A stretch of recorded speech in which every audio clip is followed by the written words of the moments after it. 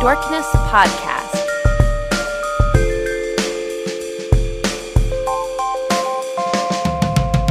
Welcome, everybody, to day 2 of Lost Weekend 8. We have just finished the first film of day 2, which was Lucky. This is the film starring Harry Dean Stanton. It's pretty much his film. He is the star of this film. And I'll give you a little quote or a little synopsis here. It's real short, just one sentence. And kind of take that, and then we can really just expound upon that, because this movie goes really, really deep than just what this logline says here. For Lucky, the spiritual journey of a 90-year-old atheist. And that is the synopsis. I mean, yeah, that's what it is. But I don't. Is that what it is? That is what it says on IMDb. So Lucky. I don't think there wasn't one person in this theater that really wasn't affected or moved by this film, by the performance of Harry Dean Stanton. Such a quiet, meditative, contemplative, intimate performance from a man experiencing life at the age of 90 years old. It's just I thought it was a beautiful film. But I'll let you go ahead and start, Billy, because I know you really this movie really moves you in a certain way. So what are your thoughts on this film, Lucky? So the movie gets okay. What do I want to say first? I have 5 things that I want to say at once. Yeah, definitely. So the first thing is, everything that you have heard about this movie in terms of what Harry Dean Stanton's performance is like and what the film does and how it's him at the height of all of his faculties. Yeah. That's correct, without a doubt. It's fantastically well acted. Yeah. I cannot believe how good he is in this movie. Yeah. And it's astounding because, you know, Harry was always good at kind of being in the moment and bringing something to everything, and that's what he kind of did for all of his movies that he was in. But here he's so quiet as he's walking around. It's a lot of shots of him walking around, but you can feel all the emotion that he's going through. Exactly. Which is essential for the movie, because, you know, so the inciting incident of the movie is he's in his kitchen doing his morning routine. Mm-hmm. And he's looking at his coffee pot. It's flashing 12 because it's lost power and it's forgotten the time. And he zones out and he goes down. He goes fucking down. Yeah. That was so Harry taking the fall. But you hear a thud. It's a thud. And then he goes to the doctor's office from there. And it's not what you're expecting. Everything is fine for him. He is in as good a health as he can expect. The doctor just offers him a reality check, which is, you know, you're 90, man. Like, you're getting old. Like, you are old. Yeah, you're not getting old. You're old. And I think that's a little bit of a wake up call to Lucky in the movie. Is that I think it's been a long time since he's thought about his own mortality, because he's been kind of going through his own routine, and that kind of was an inciting incident for him to sort of spend the rest of the movie reflecting what was going on with it. To go on that point, with the scene with the doctor in the doctor's office, the doctor tells him something that I thought was really, really profound. He said that, you know, you're 90 years old, you're in good health. He's a smoker. He smokes like at least a pack a day at 90 years old. And the doctor says, you know, you're lucky to have good lungs, good health.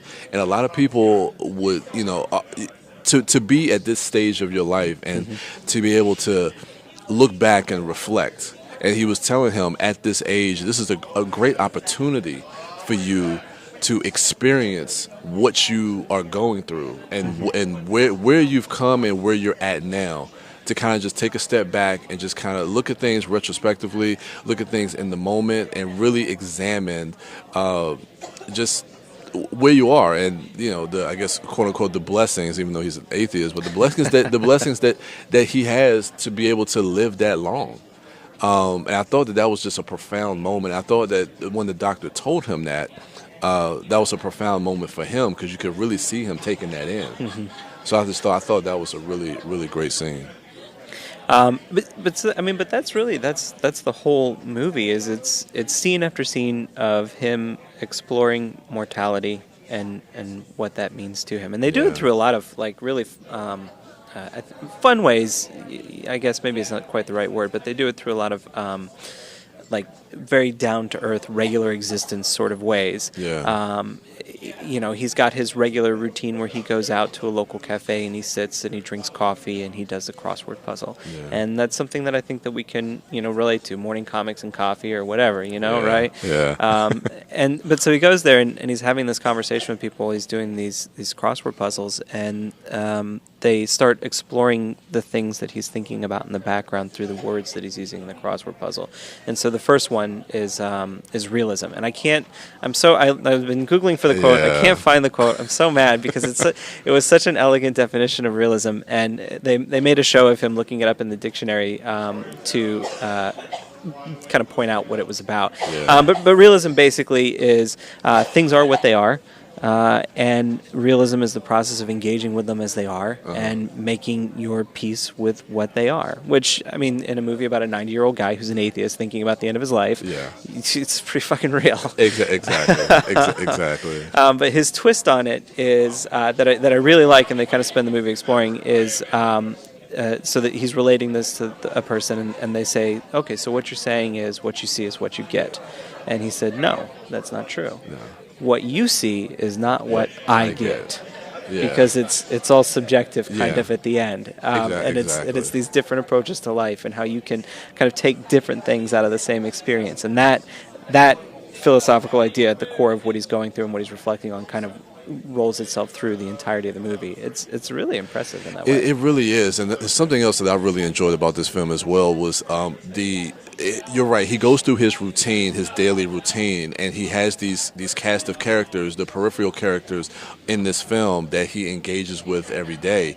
And this is something that always fascinates me, is the examination of death, and talking to like one of his friends about the turtle. And Yes. And that monologue that he had about this turtle that lives a long time, and from being a baby that he has to carry what is essentially his coffin on his back for the entirety of his life, and the burden that must be. Yeah. And I thought that was just such a beautiful scene, because most people in the audience was laughing at the idea of this man being torn up about losing his turtle. Yeah. But it almost feels like when he had that monologue in the film, it's almost like he was talking to us, saying like, look, that's not funny.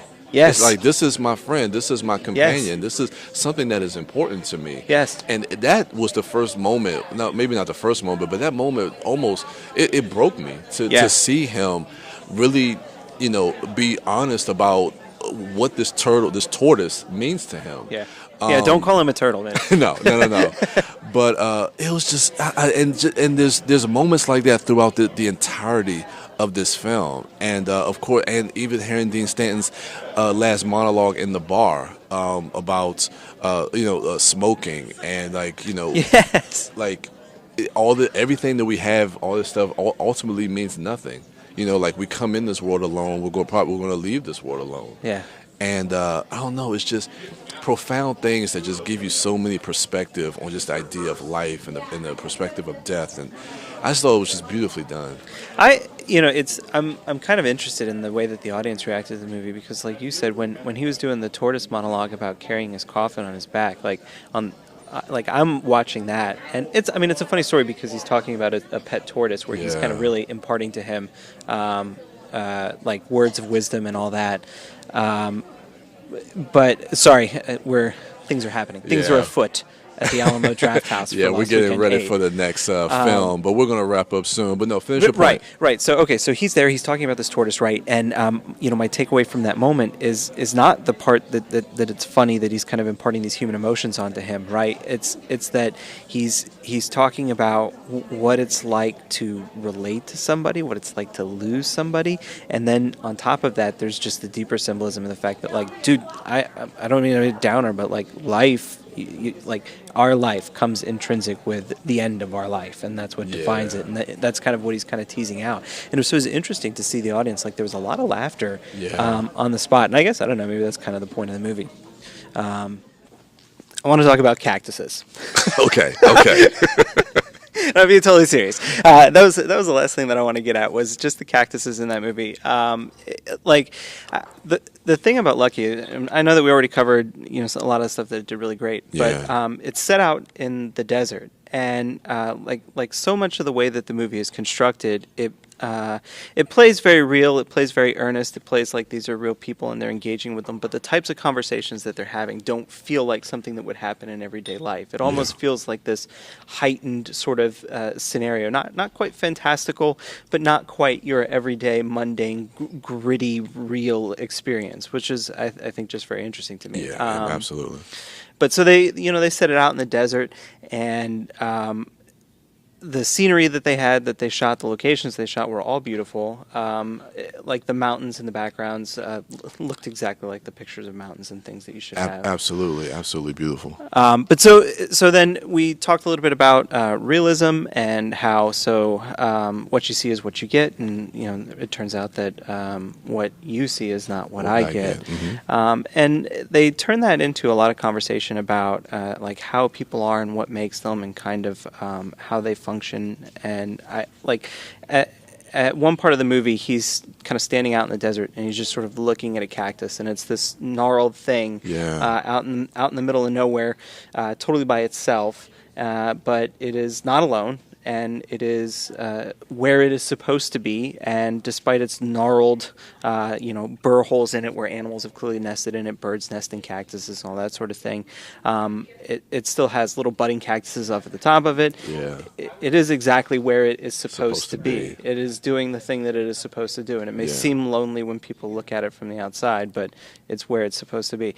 So the cactus thing was just hit me profoundly, and it was something that I really kind of took away from the movie a lot, and I just wanted to draw attention to the fact that they really go all out in kind of working with their location and the environment and the metaphors and the symbolism that they're working with. It's a fantastic movie. It really is, and to just kind of speak on that point as well, because you're right, that cactus is alone, or seems to be alone, but it is where it's supposed to be, and that also is a metaphor and a juxtaposition to Lucky and where he is supposed to be at his life in that moment.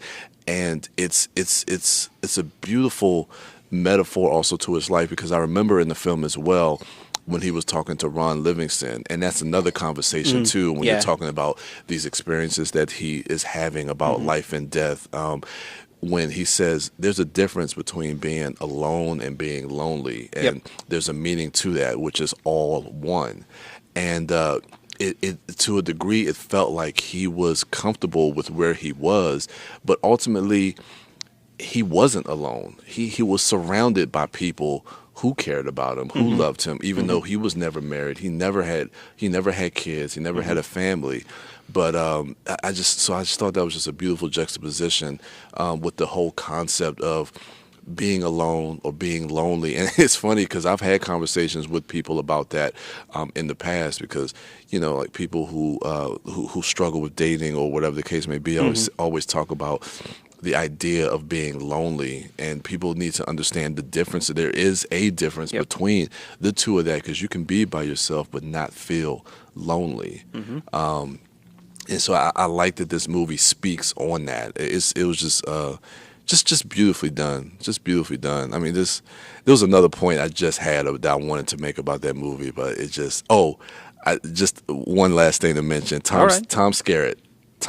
Holy shit. The Alien reunion. Yes. Yes. That's wow. exactly what I was thinking. I was like, you gotta be kidding me. That was awesome. This movie, man, and again, I mean, we'd be remiss to say that it's in honor of Harry Dean Stanton, and the fact that we have lost him, to have this movie out, and to see that reunion between him and Tom Skerritt and everything else that this movie just encapsulate. It's just beautifully done. It's just beautifully done, and I just thought that was just an awesome, nice little nod to have him in that movie, to have a nice little Alien reunion. That was so cool. I love it.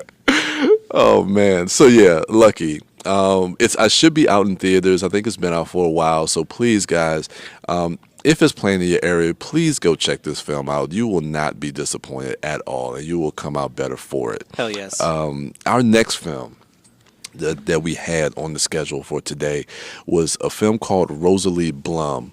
The synopsis here is Vincent Michaud. I think it's Michaud, I'm going to pronounce it that way, knows his life by heart. He shares between his hairdressing salon, his cousin, his cat, and his too invasive mother. But life sometimes surprises even the most cautious. And I'll just leave it at that. The summary is actually kind of long. Actually, no, let's go ahead and finish. He meets up with Rosalie Blum, a mysterious and lonely woman. He is convinced to have already met her. But where? Intrigued, he decides to follow her everywhere, hoping to learn more. He did not suspect that this spinning takes him on an adventure full of surprises, where he will discover fantastic characters as endearing. One thing is certain, Vincent Michaud's life will change. That's a pretty extensive synopsis, and I think it is kind of true to the movie that we actually saw today. This movie, I thought, ended on a really, really high note for me. It felt kind of stalkerish. It really did. In the beginning of this film, because Vincent Michaud, when he does run into Rosalie Blum, there is a connection, and he does remember her from somewhere. But the movie doesn't let us know that, and I don't even know really if Vincent knows. Where he remembers her from, but it's something that he feels like he needs to pursue and follow her, just to maybe kind of jog his memory to find out what is going on, or where these memories of remembering her come from. And then it kind of it kind of switches and turns itself on his head when then he becomes the follower by Rosalie and her niece. And it's a nice little back and forth kind of cat and mouse game that they kind of play. But I found it to be pretty funny, really endearing, and really strong and emotional characters in this film. What did you think of Rosalie Blum? The emotional side, I think you're spot on. It's I said it before too, and I agree with the thing. It is at the outset of the movie, that first go round, it really does feel like he's just stalking her. And I mean, because I did not know what the fuck I was supposed to expect with that. And you're watching this movie, and he's just full on following, like full on. I am in the bushes. I'm creeping on you while you're at church singing. Like it's intense. It's crazy, man. But like once they turn it back around on the head and he becomes the followee, and like the game is played back against him, and now they're participants as opposed to victims. Yeah, victims of stalking behavior. Then it takes some of the edge off at the outset, and you can kind of look at it from the perspective of like you actually can see in his performance that it's like an emotional curiosity. Like he's not running her down to creep on her. He genuinely is like he's having an emotional experience when he encounters her, and he just literally cannot identify it. It would be like having some sort of emotional catharsis where you had no idea what the trigger of it was. You just walked into a situation, and all of a sudden there was a cascade of emotion, and it was like, what in the fuck just happened? And I think that's why he follows her around. And when you get to the end of the film, you understand, and retrospectively going back, you understand why. Now, it's just weird watching the film, not knowing why he's following this woman, right? You know, but retrospectively looking back at it, you're like, oh, and that makes sense. But it makes that last scene work so well. Because they break the movie up into he's following, and then the history of events are repeated, but now he is the followee, and then they have a meeting segment where it's kind of almost the third act, right? As they finally start interacting with each other directly, and that goes how it goes. But then there's that final scene that Brian's talking about. It's like a coda almost to the movie. But without the coda, the movie would be totally a different experience. You would go, okay, 1, 2, 3. Well, all right, but that coda where it kind of demonstrates what that actual connection was. Exactly. It's not like a spoiler to know that there's a connection. It's not like it would ruin, but it's a necessary piece of the film, and I like how they put it there. So it's a good construction of the movie. Yeah, and it's I want to I want to compare it. Like you were making the comparison with Nocturama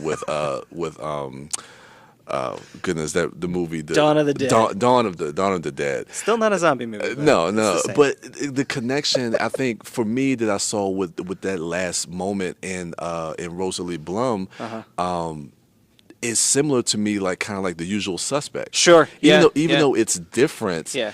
you still kind of have that same emotional response to what you're seeing. Like when that discovery, it just makes you look at the film in a completely different way. It's like that. It's like that aha moment, and it's like, wow. It's like, okay, now I want to go back and rewatch it, knowing all that in context, and it'll make you look at the film in a completely different way. So yeah, it kind of made me think of The Usual Suspects in that same kind of way. So I thought that was kind of interesting. But I just want to be totally clear. They're not playing you for a trick through the whole course of the movie. It's not like it comes to the end of the movie and they're like, ha ha, this was this all along. Yeah. It's not that at all. It's it's like they're working in, two dimensions, and then right at the end of the movie they give you a piece of information that all of a sudden pulls it out to three dimensions. It connects everything together. They weren't pulling the wool over your eyes. It's good information all of a sudden. Yeah, that makes sense. Yeah, it was just that emotional response to a degree kind of reminded me. Yeah. But it's not. I don't want the listeners to get it confused. You're right. It's not in that aha way where it reveals something that completely changes the narrative of the story, but it just completes the story and connects it in a different way that if you were to rewatch it again with that in mind, I think it'll play a little bit differently for you. Well, yeah, I think that honestly, I think that's the same thing about The Usual Suspects or The Sixth Sense. Movies like that where I recognize that there is a twist to it that you're like, oh, it's this twist happened. But I think if it's done right, it really should just pull out the dimensions of the movie. Yeah, absolutely. So so that was Rosalie BLum. Yep. So our next film, we are just moving right along. We got a lot of films that we are going to be talking about. The next one we have was A Bad Idea Gone Wrong. Oh, shit, yes. You can already tell how many movies you've watched when you're like, oh, I forgot I watched that and I liked it so much. Yeah, I know. Oh, man, that's hilarious. So, A Bad Idea Gone Wrong. I'm not sure. Did Andy say that this was an advanced screening? I think it is. It is. Okay. So I want to kind of be a little cautious of spoilers. We could definitely talk about the film, but I'm definitely not going to give a lot away. Yep. But we can talk in general just about our thoughts of this film. I enjoyed this film. I thought the opening sequence between the two characters played, let me just pull it up here, Matt Jones and Will Rogers, Marlon and Leo. Man, they were good. They were really good, and their chemistry together and their comedic timing was really on point. Yes. And this guy, Matt Jones, I know I've seen him before somewhere. Let me look at his IMDb because his face looks familiar. And I know I cannot place where I have seen him from, but needless to say, he is hilarious in this movie, and his comedic timing with Will Rogers and the chemistry that they have together as friends are just it's hilarious. It's absolutely hilarious. Let me run down the synopsis here for the viewers or the listeners. Sorry, two would-be thieves forge a surprising relationship with an unexpected house sitter when they accidentally trap themselves in a house they just broke into. And thinking about the movie and reading that synopsis just makes me laugh because how they get trapped in the house is just so stupid.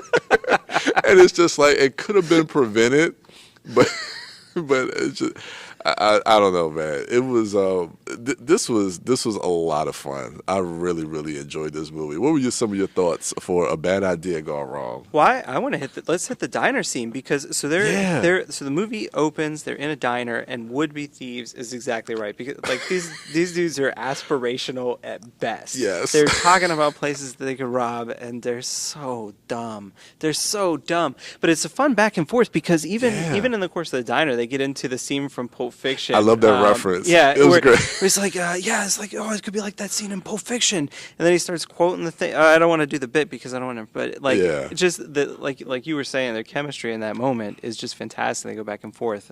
They joke about robbing the diner, and they realize they don't have any guns. That was hilarious. That joke when. He's like, all we have is spoons. And it's like, we should have ordered steak and eggs so we can at least have some knives. And then the waitress comes. She's like, what will you have? Like, I'll have steak and eggs. Like, knowing wink. It was, again, the comedic timing was just so on point, and that scene set the tone for the rest of the film. It was just absolute. The comedy was pitch perfect for me. So it goes from the diner, where it references Pulp Fiction, to smuggling themselves into the gated community. Oh my goodness! To breaking into the house, to meeting the house guests. Trapping themselves in the house. And then out of nowhere, like, they spend about 10 minutes, maybe 7 minutes of the movie on, like, angry choke sex. That was odd. That was weird. I didn't see that one coming. That was just... I don't know. Like, I think everything about the tone of the movie, like, if you could see this movie and you're looking for something that is just, like, fun and light but still, like, very engaging, like, this is a funny fucking movie. And it's very heartwarming. Yeah. Again, not to give anything away, but the ending of that movie and seeing where these characters go, and that last scene, it really grabs you. It really grabs you, and you actually are you're actually rooting for these characters, and you're happy with where they end up at the end of this movie. Well, yeah, and because it's not all slapstick and silliness. I mean, there's a story at the heart of this. Yeah, there's a story. When you realize why they're in the house that they're in, exactly that house, and when you realize kind of other things that are going on with the house guests and all that sort of stuff, like there's some plot points. It's not just slapstick silliness. And Andy mentioned that this film debuted at I think it was South by Southwest, and they actually won an award. Well, we had an introduction by the director, Jason Headley. And I think he mentioned in his introduction that they premiered at South and Southwest, and they did win an award for like best ensemble. And while watching the film, I can definitely see that award being given to this film, because the three of these characters are just absolutely fantastic together on screen. The chemistry between all three of them, it just works. It's just one of those perfect storms that just come together where you cast everybody correctly and they hit their marks. Everything is just absolutely perfect about the casting and how they mesh well together. And the script, I thought, was funny and smart and witty. I thought everything just worked well with this film. Yeah, absolutely. Yeah. All right, man. So our next movie, I think this is the last one because we're on a break right now. So our next film was This Is Not What I Expected. Go ahead and pull this one up. I got to say, while I'm pulling this one up, I absolutely loved this movie. This is not what I expected. 1 second, everyone. We're just looking up the internet stuff while this is happening. Look, the breaks are short, all right? You only have so much time to figure out what it is we're going to talk about. We only have so much time to pull up and make notes, all right? He's pulled up the page now. I'm going to stop filling space. There you go. Out. Thank you, Billy. Thank you for having my back. I appreciate that. I'm looking out. As I'm looking at my phone, but I'm also looking at his screen. There's a lot of computer looking going on here. It's professional-ish. It's all right. Hey, like I always tell my other doors every time we record, you just got to go with the flow, man. You just got to go with the flow. All right, so this is not what I expected. This may have been another. Well, this says it was released May 5th of 2017. So I'm just going to go ahead and get into it. An obsessive CEO of a company meets a ragged chef by chance. They are drawn closer together because of their love for delicacies, yet their personalities clash big time. I think that's pretty accurate. Yep. I absolutely loved this film. I think I had maybe some issues going into the third act, But I gotta say, the way this movie started out, the visual flair and the visual style of this film, it just grabs you from the opening scenes and the characters. The girl who plays Sheng Nan, Dong Yu Zhao. She just radiates on screen. I mean, just her presence on screen. And Liu Jin, played by Takeshi Kaneshiro, I thought he was great too. And you can definitely tell how they are opposites, but they share this they share this commonality. Like I said, with food and with cooking and the delicacies of that, and to see that on screen, but especially how their personalities clash, because they have these kind of haphazard coincidental meetings, and we see that in the opening scene. And this happens maybe for the first act of the film, just scene. How they coincidentally just run into each other, and it gets to the point where, he puts a tracker on her. So like, look, you need to stay 50 yards away from me at all times. And then the thing that I thought was just so delightful about this film is that even though they have these awkward moments, they connect through food, and they don't realize who each other are, because of this almost symbiotic connection that they have with food and with cooking.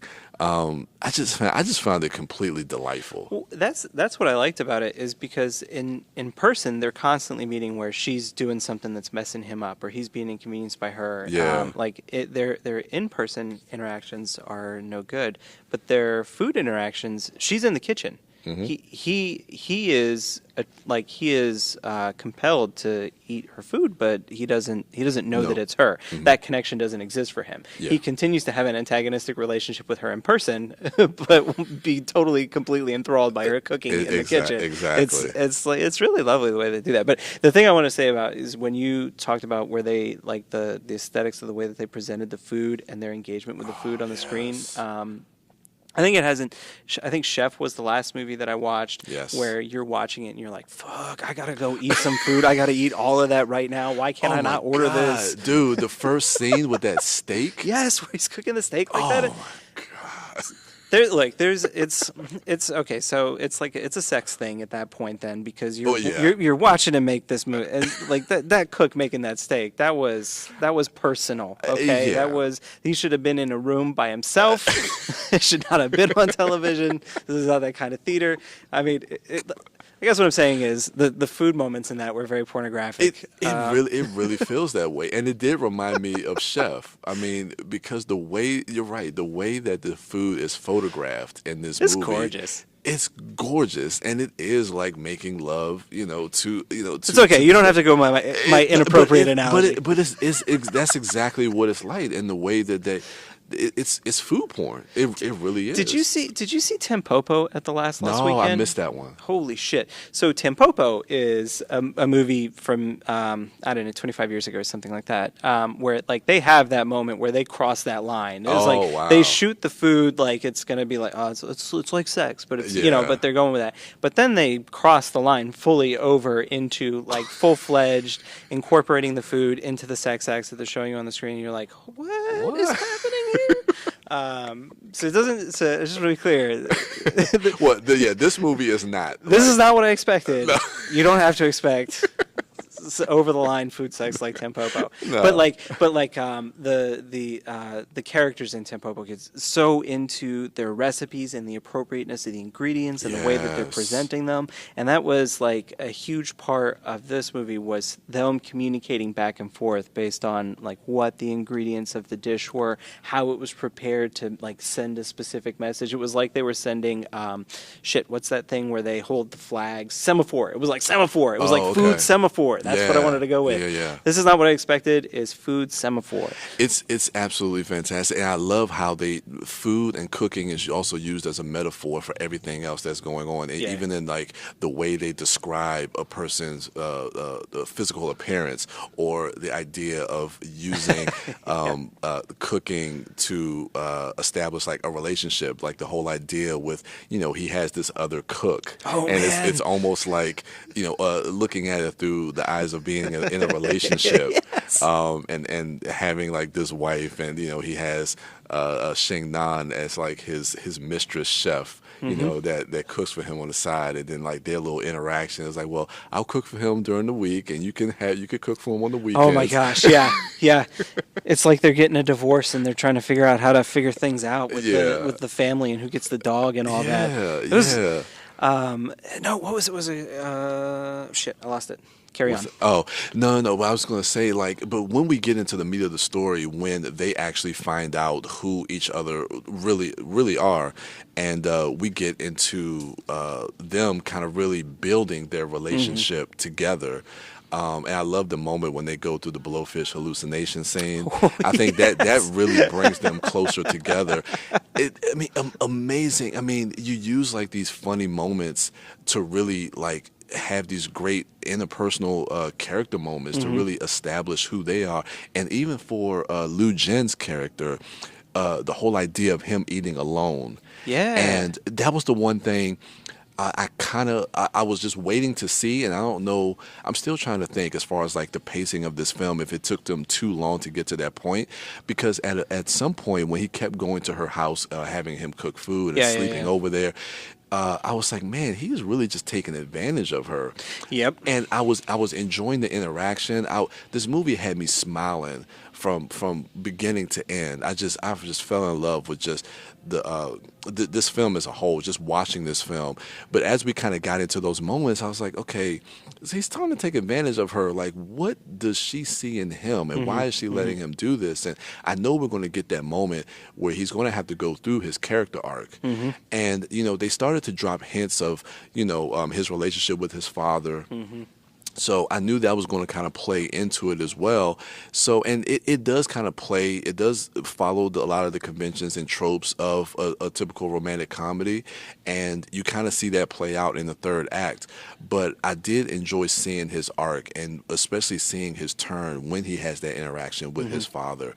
But with that scene when they're eating the blowfish in her apartment, that was the first time he was able to sit down with another person and eat with somebody. Yeah. And he's always had this wall up, and you saw that finally when he was able to sit down and eat with her, that's when the wall started to kind of break down, and he was finally able to kind of be vulnerable and just be more vulnerable and talk about more about his life, talk about his past, about his dog and stuff like that. So you started to see that get pulled back, where he could start be a little bit more vulnerable. So I liked seeing that aspect of Liu Jin's character, because I thought that was something that we were kind of missing, but we eventually got that in the film. So I think it sounds like it's very slapsticky or silly, kind of, to say like the thing about, well, he got up, like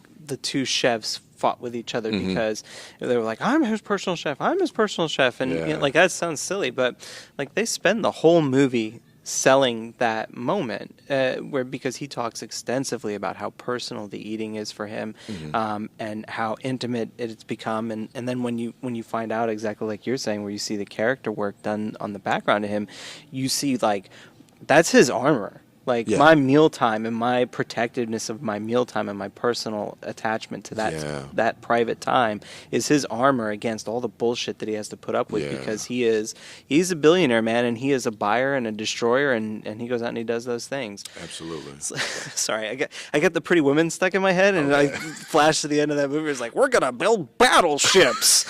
And, he doesn't quite come away at the end of the movie wanting to build battleships with Richard Gere.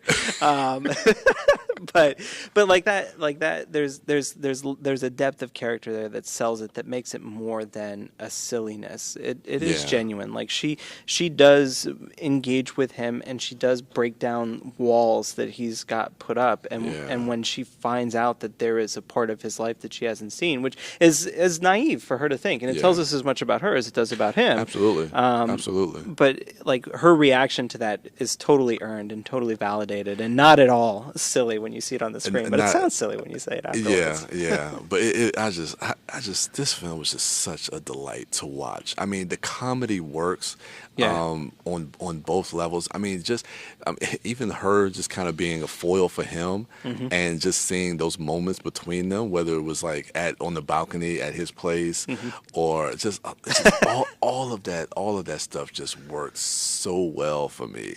So this was just a delightful film. It's probably one of my favorites so far. All right, well, wait, let's hang on a second for that. Yeah. So we're 1, 2, 3, 4, 5, 6 movies in. So day 2 at the halfway point. What's your favorite so far? Oh, Still Step. Still Step? Yeah. Still Easy Step. sell. And this is not what I expected. And Lucky, I don't know. I mean, after just finishing watching, this is not what I expected. I would say that might be my number 2. But I think after I sit with it a little bit and just realize how powerful Lucky is as a film, that might actually jump up a spot. Because Lucky this is a profound film. Yeah. It's such a profound film. So yeah, halfway through day 2, what's your top so far? I think I'm with you on Step. Okay. I don't think I've reacted so strongly to a documentary in a long time. Yes. And just the beautiful way they told that story, I connected with that. I think Lucky for me, like you said though, where my long-term experience with Lucky is going to be, I'm going to revisit that movie and I'm going to think my thoughts about it, and it's going to help me put perspective on my take on the world out of that. I think that's a movie that's going to be a heart movie for me in the long run. So I think Lucky's my number 2 right now. Okay. All right. Cool. Good to go. All right, guys. So we are going to enjoy the rest of our break. Let's see what else we have next. Actually, next we have Patty Cakes. Oh, yeah. I am definitely looking forward to this. This has been a movie that I've been anticipating for a long time. And then it's the movie that ItMod is sponsoring. That is My Friend Dahmer. And then we have a Nice Day, and then we're ending it with The Bar. So this is a strong day. Yeah. It looks like this is going to be a really, really strong day. So I'm looking forward to the rest of the films. So, guys, I am the Turtle Dork. And so we're not going to close it out yet. We're just going to go ahead and take a break, but we will be back. I am here with Indie Dork. The Indie Dork or Indie Dork? I think the Indie Dork. The Indie Dork. Yeah. Because you're the Turtle Dork. I'm the Turtle Dork. I mean, you could be like, hey, what up, Turtle Dork?